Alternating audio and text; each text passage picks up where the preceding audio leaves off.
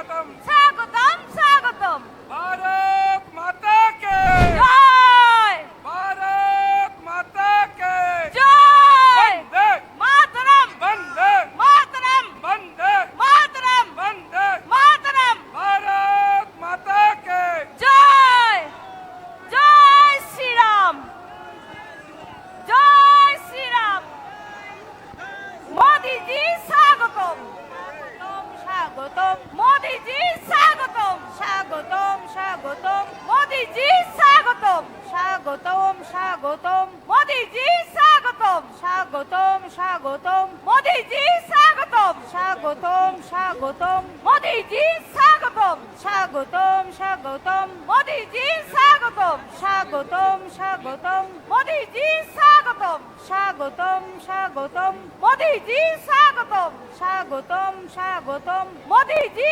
স্বাগতম স্বাগতম স্বাগতম মোদিজি স্বাগতম স্বাগতম স্বাগতম মোদিজি স্বাগতম স্বাগতম স্বাগতম মোদিজি স্বাগতম মোদিজি স্বাগতম স্বাগতম মোদিজি স্বাগতম স্বাগতম স্বাগতম মোদিজি স্বাগতম স্বাগতম স্বাগতম মোদিজি স্বাগতম স্বাগতম স্বাগতম মোদিজি সুস্বাগতম স্বাগতম স্বাগতম वंदे मातरम বন্দে মাতরম वंदे मातरम বন্দে মাতরম 26 নির্বাচন তৃণমূলের বিসর্জন 26 নির্বাচন তৃণমূলের বিসর্জন পাল্টানো দরকার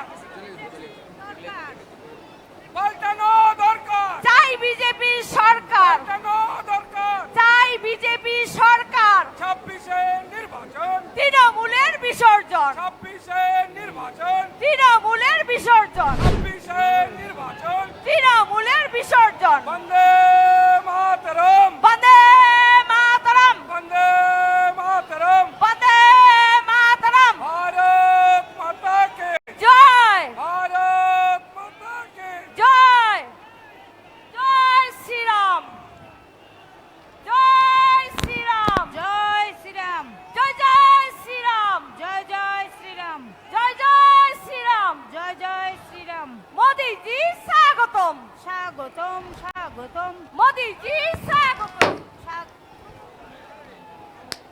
ইতিমধ্যে আমাদের যার জন্য অপেক্ষা তিনি এসে উপস্থিত হয়েছেন। এখনই তিনি মঞ্চে আসবেন।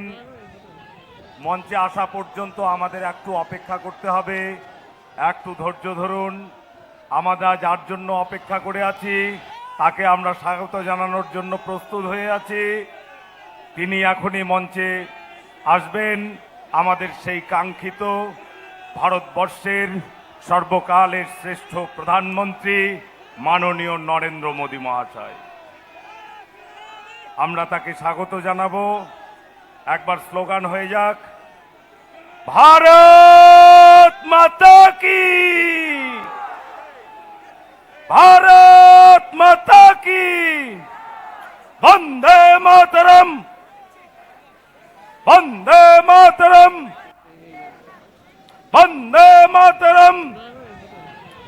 बीजेपी जिंदाबाद, बीजेपी जिंदाबाद, बीजेपी जिंदाबाद।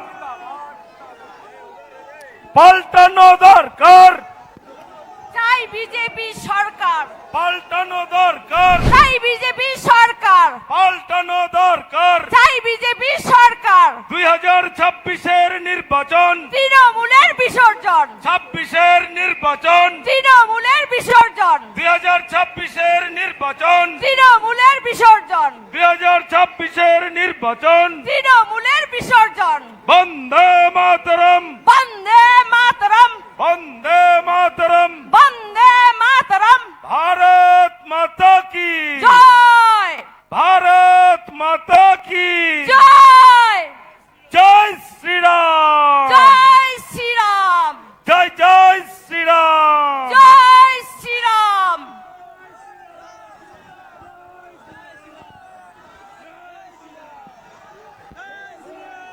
ভারত মাতা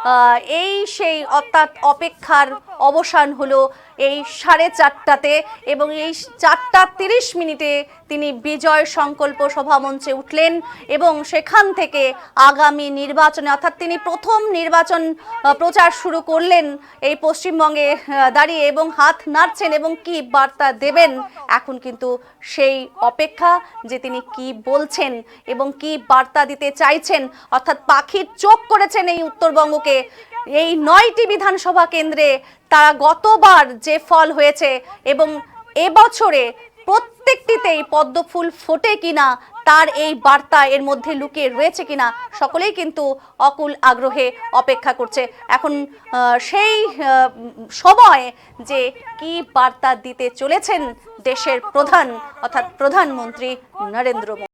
পবিত্র ভূমিতে মোদিজিকে সুস্বাগতম। কোচবিহারের পবিত্র ভূমিতে মোদিজিকে সুস্বাগতম। কোচবিহারের পবিত্র ভূমিতে মোদিজিকে সুস্বাগতম। মোদি মোদি মোদি মোদি মোদি মোদি মোদি মোদি মোদি মোদি মোদি।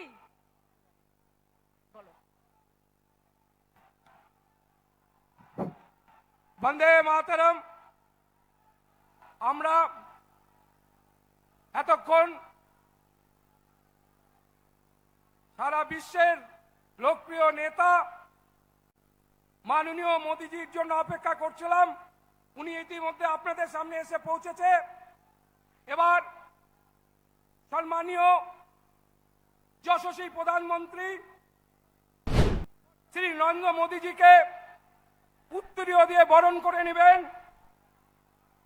পশ্চিম বাংলার সম্মানীয় রাজ্য সভাপতি শ্রী শ্রমিক ভট্টাচার্য মহাশয়।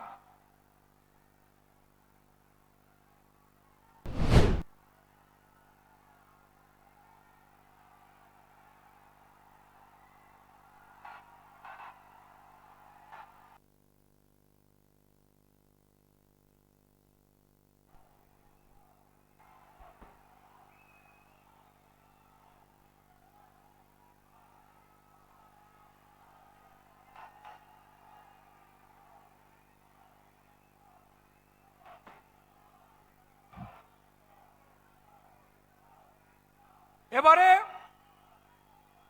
সম্মানীয় মোদিজিকে আমাদের কুচবিহারের সৃষ্টি সংস্কৃতির স্মারক হিসাবে আমাদের বাদ্যযন্ত্র সারিন্দা তুলে দিচ্ছেন সম্মানীয় কেন্দ্রীয় মন্ত্রী সুকান্ত মজুমদার।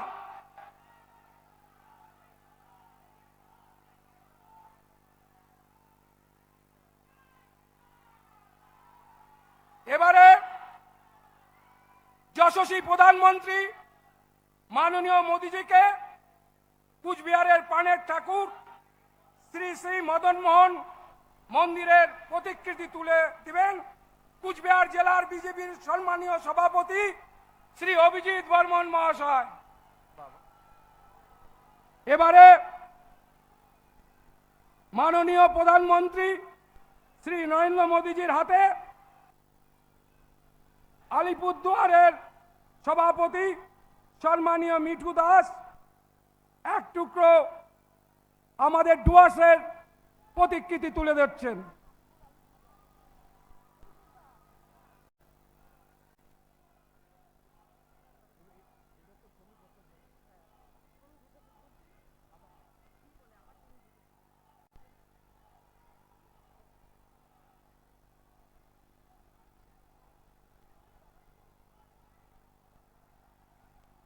এবারে বক্তব্য রাখবেন ভারতীয় জনতা পার্টির পশ্চিমবাংলা প্রদেশের সম্মানীয় সভাপতি রাজ্যসভার সাংসদ সম্মানীয় শ্রমিক ভট্টাচার্য মহাশয়।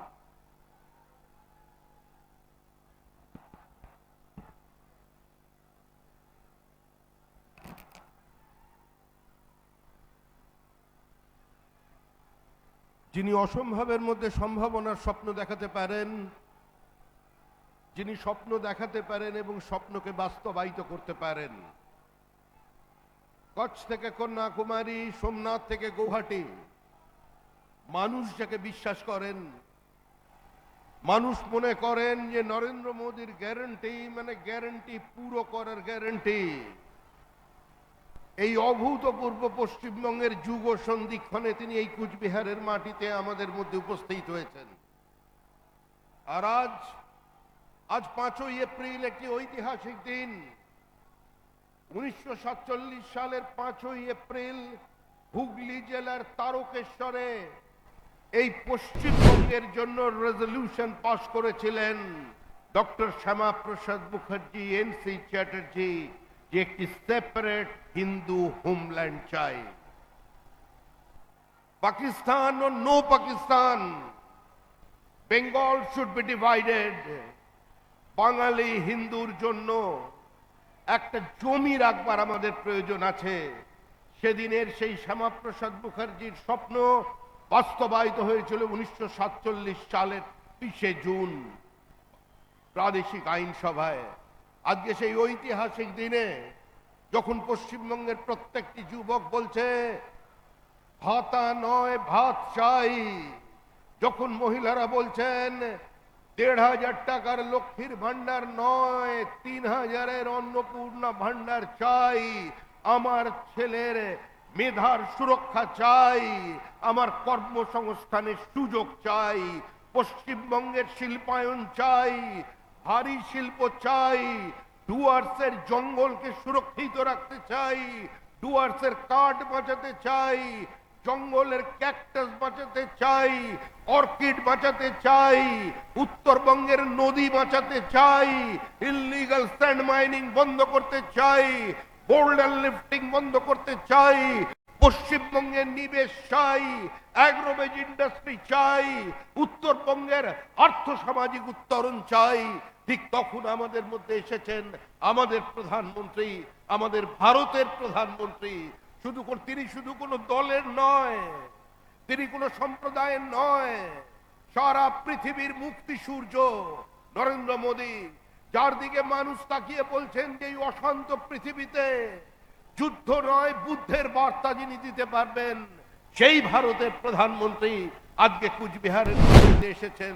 তাকে অনেক অনেক স্বাগত, অনেক অনেক অভিনন্দন। আমি আহ্বান করছি আমাদের প্রধানমন্ত্রীকে, আমাদের অভিভাবককে, এই উত্তরবঙ্গের সার্বিক উত্থান যিনি করতে চলেছেন আগামী সরকারের মধ্যে দিয়ে, নতুন সরকারের মধ্যে দিয়ে, গঙ্গোত্রী থেকে গঙ্গাসাগর পর্যন্ত বিজেপির সরকার যার নেতৃত্বে তৈরি হচ্ছে, যার নেতৃত্বে শ্যামাপ্রসাদের মাটিতে প্রথমবারের জন্য শ্যামাপ্রসাদের সরকার তৈরি হবে, সেই নরেন্দ্র দামোদর দাস মোদী এখন আপনাদের সামনে বক্তব্য রাখবেন। মাননীয় প্রধানমন্ত্রী।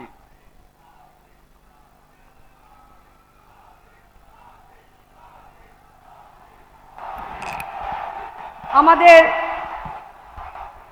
রাজ্য সভাপতি শ্রমিক ভট্টাচার্য মহাশয়কে অনেক অনেক ধন্যবাদ। এবার আমাদের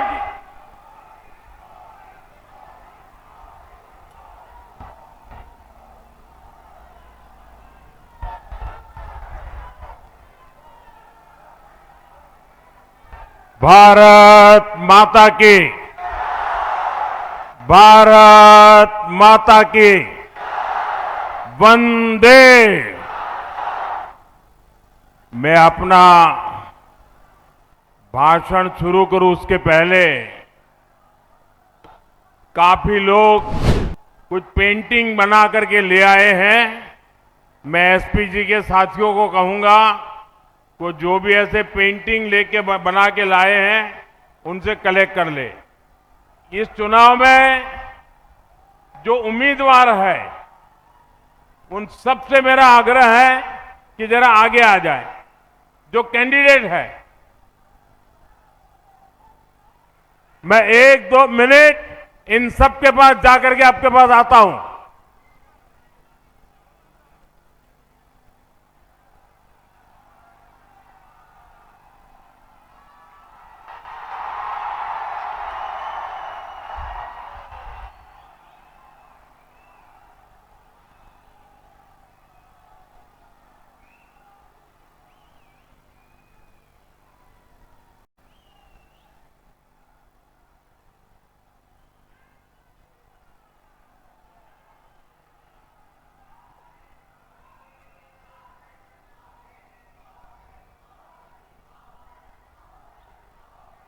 कूच बिहार के मेरे प्यारे भाई और बहनों, सोबाई के आमी नमस्कार जानाई। सोगो के जानांग मोर दंडोबत। कूच बिहार की इस पवित्र भूमि से मैं मदन मोहन ठाकुर जी, बाणेश्वर महादेव और गोसानीमारी कामटेश्वरी के चरणों में प्रणाम करता हूं। इस धरती की महान संताने ठाकुर पंचानन वर्मा, चिलाराय और सत्येंद्र नारायण मुजुमदार, बंगाल की ऐसी सभी महान विभूतियों को भी मैं नमन करता हूं। साथियों, कुछ दिन पहले राजधानी कोलकाता के ब्रिगेड ग्राउंड से मैंने बंगाल में परिवर्तन महाअभियान की शुरुआत की थी। ब्रिगेड ग्राउंड की वो ऐतिहासिक तस्वीरें, वो जन सैलाब, जनता का उत्साह, जनता का जुनून, तब से पूरे टीएमसी सिंडिकेट घबराया हुआ है। और आज मैं देख रहा हूं, ब्रिगेड ग्राउंड में जो बिगुल बजा, कूच बिहार ने उस पर पक्की मोहर लगा दी है।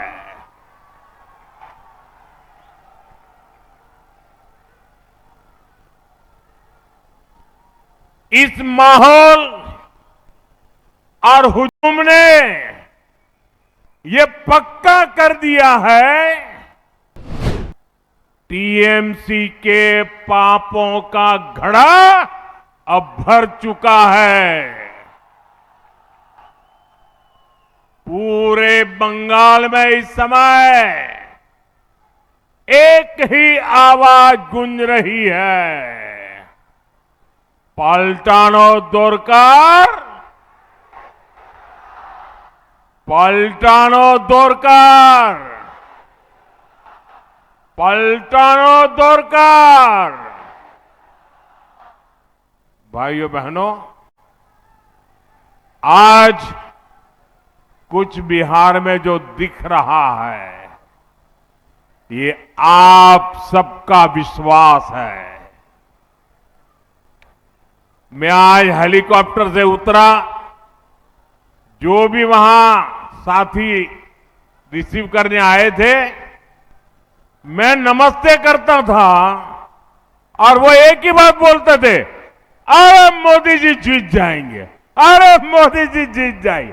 हर एक और हेलीपैड से यहां आने तक ऐसा माहौल मैंने देखा, अच्छे अच्छे रोड शो भी फिक्के पड़ जाए, ऐसा उमंग और उत्साह देखा। और ये भी मैं इस मैदान में पहले भी आया हूं, लेकिन ये तो सारे रिकॉर्ड तोड़ रहा है। ये विश्वास है उज्जवल भविष्य के लिए, ये विश्वास है नए बंगाल के लिए, बीजेपी की नई सरकार के लिए। मैं इस आशीर्वाद के लिए आप सबको पूरे बंगाल के मेरे भाइयों बहनों को सर झुका करके प्रणाम करता हूं। मोई तुमार गुलर मानसी आसोंग, तुम्हार आशीर्वाद আর ভালোবাসা मोर ताकत। साथियों, इस बार बंगाल में एक और टीएमसी का भय है और इसका मुकाबला करने के लिए आपके पास भाजपा का भरोसा है। एक और टीएमसी के कटमनी और करप्शन का भय है, दूसरी ओर विकास को तेज रफ्तार देने वाली भाजपा का भरोसा है। एक और घुसपैठ कराकर विदेशियों को यहां बसाने का भय है, दूसरी ओर घुसपैठ रोककर सारे घुसपैठियों को बंगाल से बाहर करने का भाजपा का भरोसा है। एक और बदलती डेमोग्राफी से अपनी ही जमीन पर आजादी छीनने का भय है, दूसरी ओर अपनी माटी पर गर्व के साथ सिर उठाकर जीने का अटल भरोसा देने वाली भाजपा है। एक और सिंडिकेट राज में अपनी संपत्ति लूटने का भय है, दूसरी ओर सिर पर पक्का घर और जमीन के मालिकाना हक का भरोसा है। एक और संदेश खाली जैसी बहनों की चीखें और बेटियों पर होता निर्मम अत्याचार है, दूसरी ओर नारी शक्ति को सुरक्षा, सम्मान और सशक्तिकरण की मोदी की गारंटी है।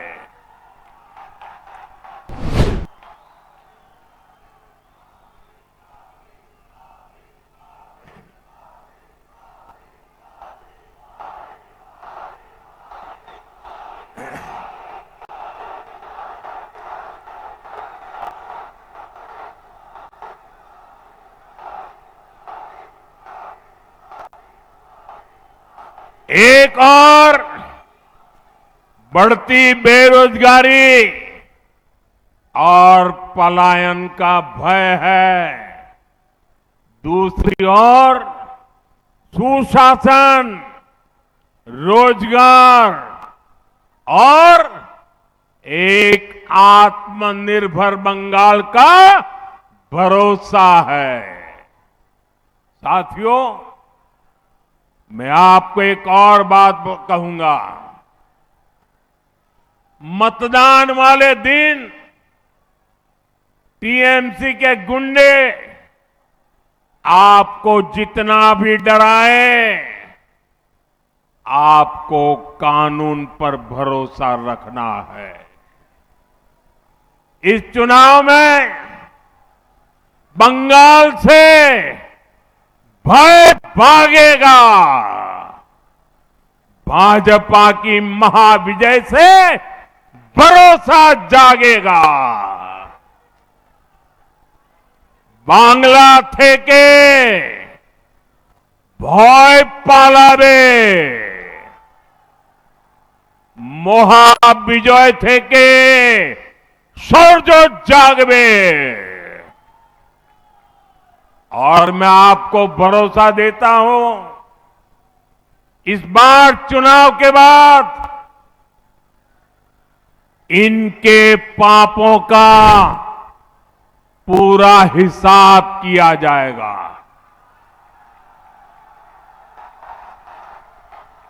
चुन चुन के हिसाब किया जाएगा।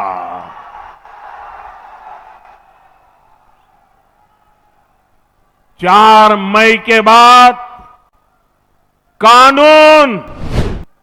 कानून अपना काम करेगा।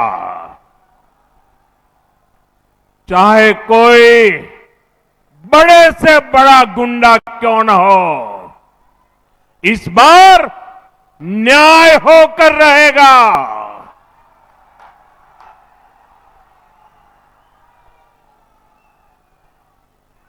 एक बात मैं आपको और बता दूं, ये इतने वर्षों से बंगाल की जनता का पैसा लूटा गया है। हर भ्रष्टाचारी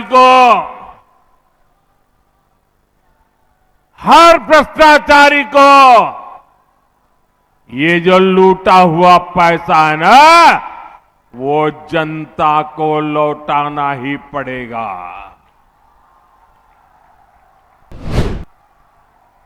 साथियों, यहां की निर्मम सरकार बंगाल की इस पावन माटी पर हर रोज लोकतंत्र को लहूलुहान कर रही है। ये निर्मम सरकार अपने आगे किसी संवैधानिक संस्था को कुछ भी नहीं समझती। आपने 2-3 दिन पहले ही देखा है, पूरे देश ने देखा है, देश के न्यायप्रिय नागरिक चौंक गए।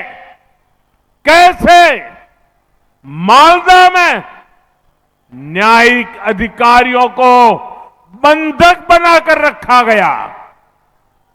सोचिए, ये कैसी सरकार है, ये कैसी व्यवस्था है जहां जज और संविधान की प्रक्रिया भी सुरक्षित नहीं है। तो बंगाल की आम जनता की सुरक्षा की उम्मीद इन लोगों से कैसे की जाए? मालदा में जो हुआ वो केवल टीएमसी की उद्दंडता ही नहीं थी, ये इस निर्मम सरकार का प्रायोजित महाजंगल राज है।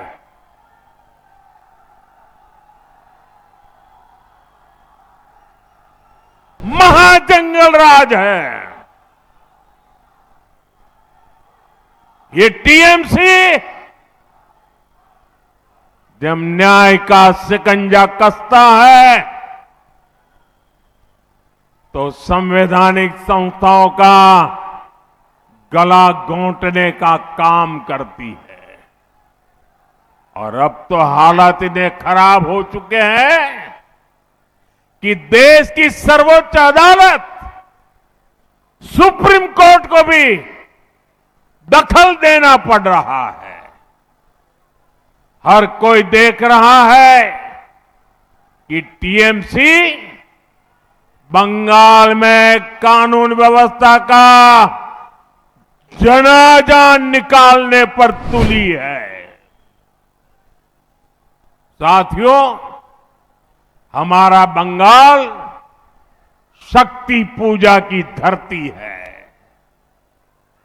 मैं यहां आई सभी बहनों बेटियों को, बंगाल की हर बहन बेटी से कहूंगा, बीजेपी आपके सम्मान, और आपकी समृद्धि के लिए मैदान में है। बीजेपी सरकार आएगी तो महिलाओं के सच्चे सशक्तिकरण का रास्ता खोलेगी और यह हमारा ट्रैक रिकॉर्ड है। इसलिए आज पूरे देश में बहनों बेटियों की फर्स्ट चॉइस बीजेपी है। साथियों, अभी तक केंद्र की बीजेपी सरकार ने हर प्रकार की मूल सुविधाएं बहनों तक पहुंचाई।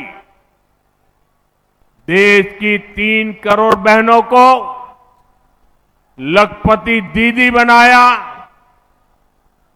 लेकिन ये बहुत आवश्यक है कि देश के लिए होने वाले फैसलों में भी महिलाओं की भूमिका और अधिक बढ़े।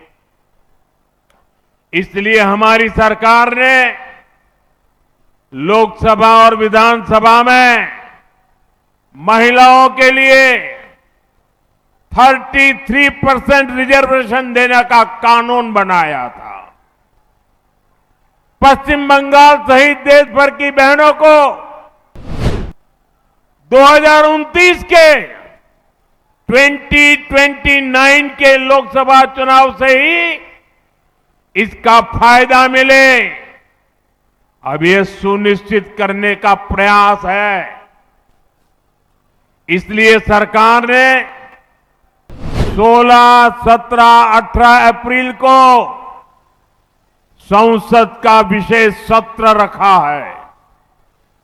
माताओं बहनों का यह हक 40 साल से लटका हुआ है। अब और ज्यादा देरी ठीक नहीं है। और हां साथियों, मैं कूच बिहार से देश के सभी राज्यों को फिर भरोसा दिलाता हूं कि जिन भी राज्यों ने जनसंख्या नियंत्रण में अच्छा काम किया है, उनको सीटों के विषय में कोई नुकसान नहीं होगा, सभी का फायदा ही होगा। सभी राज्यों की भागीदारी और सबके अधिकार सुरक्षित रहेंगे। हम संसद में इस पर पक्का ठप्पा लगाना चाहते हैं कि महिलाओं के लिए अतिरिक्त सीटें बढ़े, ताकि राज्यों को इसका बड़ा फायदा मिले। साथियों, यह पूरे देश का काम है, यह किसी एक दल का काम नहीं है। इसलिए बीते दिनों हमने सभी पार्टियों से इसको लेकर चर्चा की है। मैं फिर से सभी दलों से कहूंगा कि आइए महिलाओं के हक के इस काम को सर्वसम्मति से मिलकर करते हैं। सभी दल अपनी सकारात्मक भूमिका निभाएं। मैं बंगाल की अपनी माताओं बहनों से कहना चाहता हूं, आप भी सभी राजनीतिक दलों पर दबाव डालें, उनसे कहें कि वो संसद में खुले मन से महिलाओं के अधिकार के इस कानून का समर्थन करें। साथियों, हमारा बंगाल एक समय भारत के सबसे विकसित राज्यों में से एक होता था। विकास, व्यापार, उद्योग, कला, संस्कृति, हर क्षेत्र में बंगाल आगे रहा था। लेकिन फिर बंगाल पर ग्रहण लग गया। पहले कांग्रेस का ग्रहण, फिर लेफ्ट का ग्रहण और अब टीएमसी का ग्रहण। और इसका नतीजा ये हुआ, बंगाल के विकास की चमक फीकी पड़ती चली गई। पहले देश में एक सामान्य व्यक्ति औसतन जितना कमाता था, बंगाल में लोग हमेशा उससे ज्यादा कमाते थे। लेकिन अब बंगाल में सामान्य मानुष की कमाई देश की औसत से भी बहुत कम हो गई है।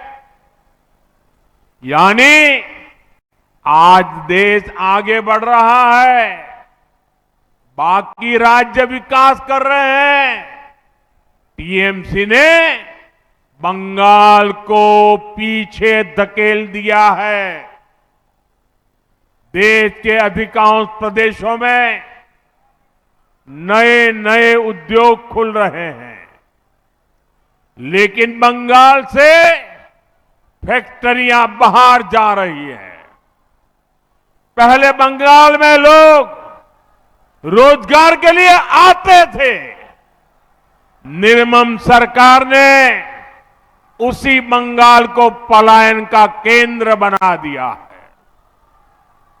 साथियों, यहां सरकारी नौकरियों पर भी टीएमसी के सिंडिकेट का कब्जा है। बंगाल के हर युवा को पता है, इस सरकार में इतना बड़ा एसएससी शिक्षक भर्ती घोटाला हुआ। कौन लोग उसमें शामिल थे? टीएमसी के अपने मंत्री और टीएमसी के अपने विधायक, ऊपर से नीचे तक पूरी टीएमसी सरकार इन घोटालों में शामिल थी। कट, कमीशन और करप्शन के खुले खेल में युवाओं के भविष्य के साथ खिलवाड़ हुआ है। साथियों, तृणमूल कांग्रेस ने पूरे बंगाल को तो बर्बाद किया ही है, उसमें भी सबसे ज्यादा नुकसान उत्तर बंगाल का हुआ है। जब भी चुनाव आता है, टीएमसी वाले हर बार झूठे वादे लेकर आते हैं।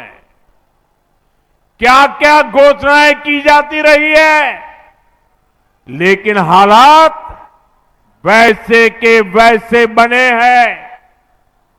कहीं काम अटका है, कहीं जमीन का मामला लटका है, कहीं योजनाएं रोक दी गई हैं, कहीं बुनियादी सुविधा तक की सुविधा नहीं पहुंची।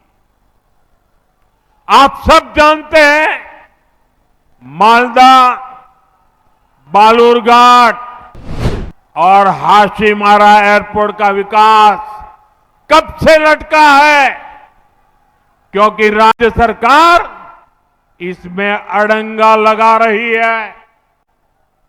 कालिंपोंग, दक्षिण दिनाजपुर और अलीपुरद्वार ये जिले आज भी मेडिकल कॉलेज के लिए तरस रहे हैं। साथियों, चाय बागानों के श्रमिकों के लिए हमने पीएम चाय श्रमिक प्रोत्साहन योजना शुरू की। राज्य सरकार ने उसे भी रोक दिया। यहां के बिभोर, लोधा, टोटो जैसे जनजातीय समाज, उन्हें पीएम जनमन योजना का पूरा लाभ नहीं मिलने दिया जा रहा। साथियों, टीएमसी के अन्याय, इनकी लिस्ट बहुत लंबी है। इनके धोखे का एक और उदाहरण उत्तर कन्या भी है। जब उत्तर कन्या को बनाया गया था तो कहा गया था ये पूरे क्षेत्र के विकास का केंद्र बनेगा। लेकिन हालात ये है कि जो पैसा इसके लिए रखा गया था इतने साल में उसे भी खर्च नहीं किया गया। अभी तक ये लोग उसमें कमीशन के तरीके खोजने में लगे हैं।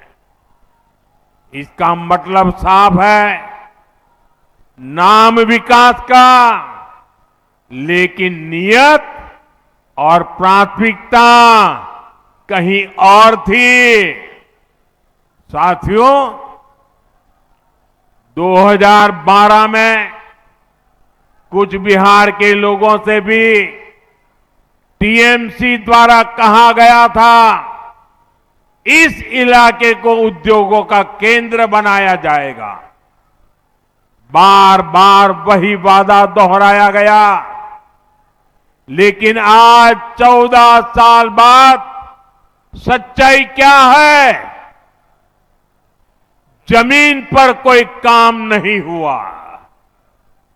2021 में मेखलीगंज में 300 एकड़ के इंडस्ट्रियल पार्क की घोषणा की गई थी।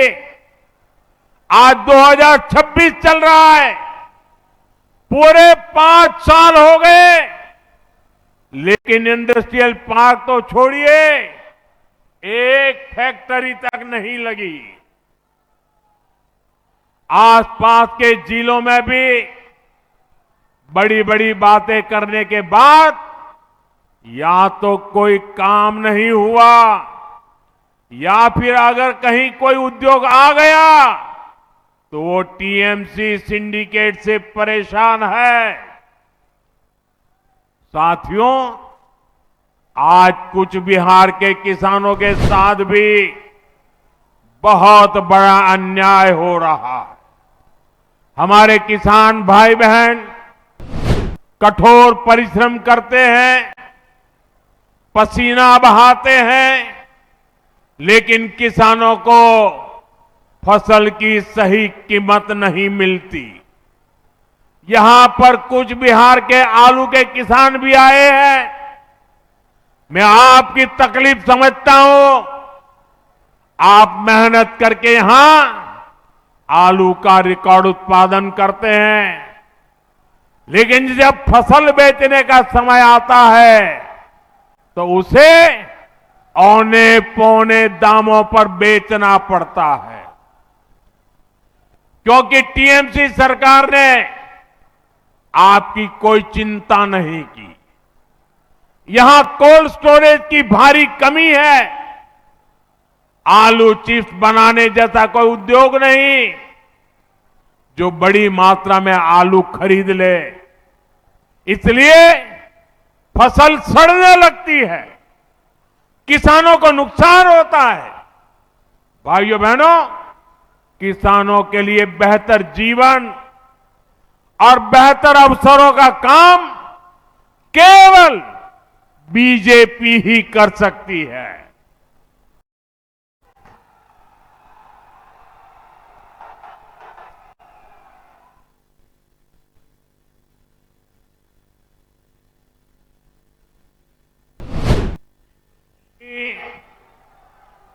ढाई लाख किसानों को हमारी सरकार ने 650 करोड़ रुपए से ज्यादा पीएम किसान सम्मान निधि में भेजे हैं। 4 मई के बाद आपके आशीर्वाद से डबल इंजन की सरकार बनेगी। कुछ बिहार और उत्तर बंगाल के साथ हो रहे अन्याय का अंत होगा। ये मोदी की गारंटी है।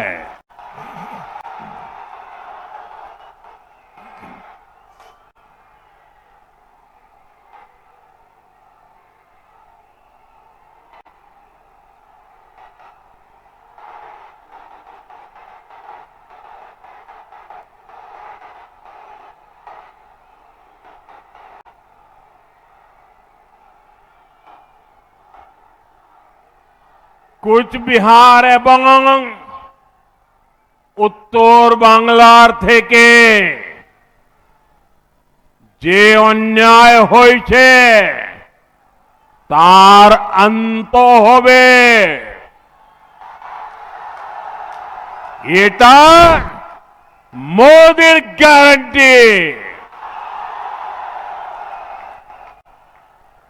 साथियों, तृणमूल शासन के 15 वर्षों में बंगाल के सीमावर्ती इलाकों में डेमोग्राफी में खतरनाक बदलाव आया है। इन घुसपैठियों को टीएमसी का सीधा संरक्षण मिलता है। टीएमसी ने सीधे अपने सिंडिकेट में भर्ती करती है।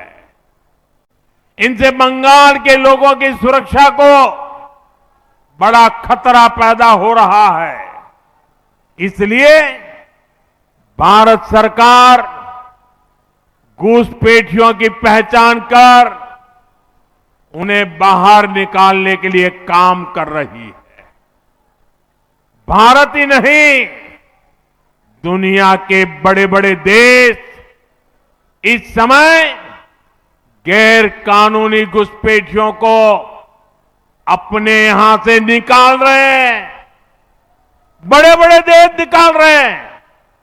लेकिन भाइयों बहनों, बंगाल में टीएमसी सरकार घुसपैठियों के बचाव में लगी है। इसलिए ये तृणमूल वाले एसआईआर का विरोध कर रहे हैं ताकि घुसपैठियों की पहचान न हो सके। उल्टा टीएमसी सीए को रद्द करने की धमकी दे रही है। यानी जिन शरणार्थी हिंदुओं को नागरिकता मिली है, ये उनकी नागरिकता छीनेंगे। और वो नागरिकता ये किसको देंगे? अवैध घुसपैठियों को। क्योंकि इन घुसपैठियों को टीएमसी अपना वोट बैंक मानती है। भाइयों बहनों, तुष्टीकरण के इस खेल में बंगाल की महान पहचान को बदला जा रहा है। आपने देखा होगा, अभी टीएमसी ने अपना घोषणा पत्र जारी किया, लेकिन उसका नाम उन्होंने बांग्ला भाषा में नहीं रखा, बल्कि उसे इश्तेहार कहा जा रहा है। आप सोचिए, ये कैसे बंगाल की पहचान को बदल रहे हैं। आप जानते हैं ना, इश्तेहार का इस्तेमाल बंगाल में किस लिए हुआ था? 1905 में मजहबी ताकतों ने बंगाल में लाल इश्तेहार जारी किया था। उसके बाद हिंदुओं का नरसंहार किया गया था। टीएमसी हमें उसी की याद दिलाना चाहती है। आपको भूलना नहीं है, यहां निर्मम सरकार में खुलेआम धमकी दी रही है कि एक खास मजहब के लोग बंगाल में हिंदुओं का रहना मुश्किल कर देंगे। तुष्टीकरण का ऐसा घिनौना खेल बंगाल के सम्मान और बंगाल की संस्कृति को मिटाने का ऐसा षड्यंत्र, लेकिन अब बहुत हो गया। अब बंगाल की पहचान बदलने वालों की विदाई बंगाल ने तय कर ली है। এই বার বাংলার পরিচয় বদলানোর চেষ্টা যে করছে তার বিদায় হবে।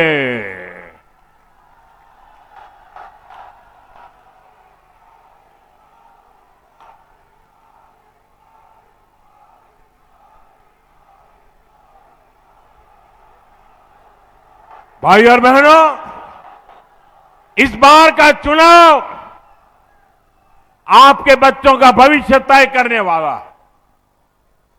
ये चुनाव महत्वपूर्ण है, इसलिए इस बार वोट बंगाल के भविष्य के लिए दीजिए। आप अपना वोट अपने खेत से कमाई के लिए दीजिए। आप अपना वोट अपने घर की सुरक्षा के लिए दीजिए। इस बार वोट अपने अधिकार के लिए दीजिए। बीजेपी उम्मीदवार को वोट देकर परिवर्तन पर मोहर लगाइए। मुझे चुनाव आयोग पर पूरा भरोसा है। इस बार बंगाल में निष्पक्ष चुनाव होगा, इस बार निर्भय चुनाव होगा और इस बार परिवर्तन का चुनाव होगा। एक बार निष्पक्ष चुनाव होवे, एक बार निर्भय चुनाव होवे और एक बार परिवर्तन जानो चुनाव होवे। आप सब इतनी बड़ी संख्या में हमें आशीर्वाद देने आए, इसके लिए एक बार फिर आप सभी का बहुत बहुत धन्यवाद। भारत माता की वंदे वंदे वंदे वंदे वंदे वंदे वंदे।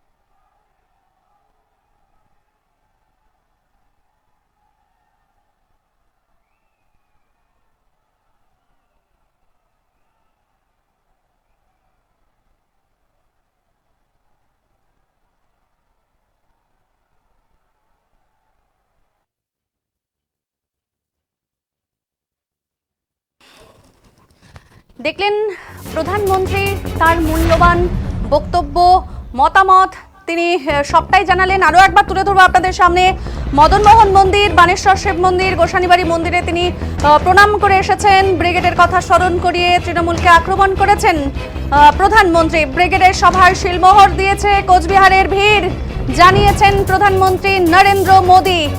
ব্রিগেডের সভার শিলমোহর দিয়েছে কোচবিহারের ভিড়। রাজবংশী ভাষায় দণ্ডবাদ জানিয়েছেন প্রধানমন্ত্রী নরেন্দ্র মোদী। তৃণমূলের সিন্ডিকেট ঘাবড়ে দিয়েছে, জানিয়েছেন মোদী। বাংলার এখন একটাই আওয়াজ, পাল্টানো দরকার, জানিয়েছেন এই সভা মঞ্চ থেকে প্রধানমন্ত্রী নরেন্দ্র মোদী। বাংলার এখন একটাই আওয়াজ, পাল্টানো দরকার, চাই বিজেপি সরকার। ঘুষপেটিয়াদের নিয়েও বার্তা দিয়েছেন প্রধানমন্ত্রী নরেন্দ্র মোদী এবং এই আস্থা পশ্চিমবঙ্গের ভরসা। সিন্ডিকেট বন্ধ করে মাথার উপর ছাদের ভরসা দিয়েছেন প্রধানমন্ত্রী নরেন্দ্র মোদী। মেয়েদের উপর অত্যাচারের বিরুদ্ধে মোদীর গ্যারান্টি, তিনি গ্যারান্টি দিয়েছেন মেয়েদের উপর যে অত্যাচার, সেই অত্যাচারের বিরুদ্ধে তিনি প্রতিবাদ করেছেন এবং এই গ্যারান্টি দিয়েছেন মোদী। পথে সর্বত্র মানুষের সাড়া পাওয়া যাবে, আত্মনির্ভর ভারতের ভরসা দিয়েছেন। তৃণমূলের গুন্ডা ভয় দেখালেও আইনের উপর ভরসা করার বার্তা দিয়েছেন নরেন্দ্র মোদী। বাংলা থেকে ভয়ে পালাবে, জানিয়েছেন মোদী। পাপের হিসাব নেওয়া হবে নির্বাচনের পর, জানিয়েছেন নরেন্দ্র মোদী। তিনি আরও জানালেন আইন নিজের কাজ করবে এবং তিনি বার্তা দিলেন মোদীর ন্যায় হবেই এবার। লুটের টাকা সাধারণ মানুষকে ফেরত দিতে হবে, জানিয়েছেন। এই সভা মঞ্চ থেকে জানালেন লুটের টাকা সাধারণ মানুষকে ফেরত দিতে হবে। তৃণমূলকে নির্মম সরকার বলে আক্রমণ করেছেন কিন্তু এই সভা মঞ্চ থেকে, অর্থাৎ তৃণমূলকে নির্মম সরকার বলেছেন। মালদার মোথাবাড়ির ঘটনাও তিনি কিন্তু জানিয়েছেন এবং ভোলেননি।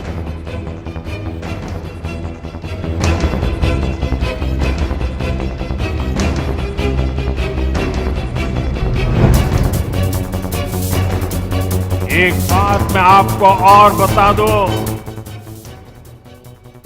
ये इतने वर्षों से बंगाल की जनता का पैसा लूटा गया। সাংবিধানিক প্রক্রিয়াকে নিয়ে তৃণমূল সরকারকে আক্রমণ শানিয়েছেন। মহা জঙ্গল রাজ চলছে বলেও কিন্তু তিনি আক্রমণ শানিয়েছেন। বিজেপি সম্মান এবং সমৃদ্ধির জন্য কাজ করবে। কেন্দ্রের বিজেপি সরকার মহিলাদের সব রকম সাহায্য করছে। ভোটের দিন তৃণমূলের গুন্ডাদের ভয় পাবেন না, বারবার জানিয়েছেন নরেন্দ্র মোদী। মোথাবাড়িতে বিচারকদের হেনস্থা নিয়েও তৃণমূলকে নিশানা করেছেন মোদীজি। মহিলাদের উন্নয়ন নিয়ে বার্তা প্রধানমন্ত্রীর। শুধু উন্নয়ন নয় এবং নিরাপত্তার স্বার্থে অর্থাৎ নিরাপত্তার রক্ষার দায়িত্ব এই গ্যারান্টি কিন্তু নিয়েছেন নরেন্দ্র মোদী। বিকাশ, ব্যাপার, উদ্যোগ, সংস্কৃতিতে বাংলা আগে ছিল, তারপরই বাংলায় গ্রহণ লাগে। প্রথমে কংগ্রেস, তারপর সিপিএম এবং তারপর এসেছে বিজেপি। তৃণমূল বাংলাকে পিছিয়ে দিয়েছে বলে কিন্তু আক্রমণ শানিয়েছে নরেন্দ্র মোদী। শিক্ষক দুর্নীতি নিয়ে তৃণমূলকে সরাসরি নিশানা করেছেন নরেন্দ্র মোদী। উত্তরবঙ্গের সব থেকে ক্ষতি করেছে তৃণমূল, একথাও জানালেন এই সভা মঞ্চ থেকে নরেন্দ্র মোদী। মালদা বালুরঘাট বিমানবন্দর নিয়ে তৃণমূলকে আক্রমণ করেছেন প্রধানমন্ত্রী। চা বাগান, মেডিকেল কলেজ প্রসঙ্গ তুলে নিয়েও আক্রমণ শানিয়েছেন তৃণমূলকে। উত্তরকন্যাকে নিয়েও তৃণমূলকে নিশানা মোদীর। 2012 সালে উত্তরবঙ্গের শিল্প উদ্যোগের কথা দিয়েছিল তৃণমূল কংগ্রেস, কাজ হয়নি বলে তৃণমূল সরকারকে আক্রমণ শানিয়েছে নরেন্দ্র মোদী। কৃষকদের জন্য বার্তা মোদীর, তারা সঠিক দাম পান না বলে আক্রমণ শানিয়েছে। কোল্ড স্টোরেজ কম রয়েছে, কোনো উদ্যোগ নেই। কোচবিহারে 2.5 লক্ষ কৃষককে পিএম কৃষক সম্মান প্রদান। কোচবিহার এবং উত্তরবঙ্গ থেকে যে অন্যায় হয়েছে তার পরিবর্তন হবে। অনুপ্রবেশকারীদের নিয়ে তৃণমূলের সিন্ডিকেটকে আক্রমণ মোদীর। এসআইআর নিয়ে তৃণমূলকে সরাসরি আক্রমণ। এবারে নির্বাচনে বাংলার ভবিষ্যতের জন্য থাকছেন মোদী।